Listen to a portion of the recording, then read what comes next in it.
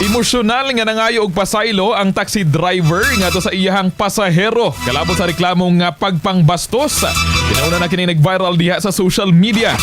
Pinagi sa ambush interview sa Davao Media kang alias Arnel, 54 anyos, siya ni Butchag nga igora siyang nitubay sa istorya apan wala siya magdahom nga ireklamo siya sa maong pasahero. At minahon ang pamahayag ni alias Arnel ang reklamong driver.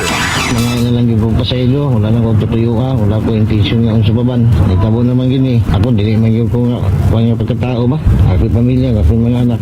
Kung nakasakyan na ako itong istorya ito, kumangayon na akong pasaylo sa babae.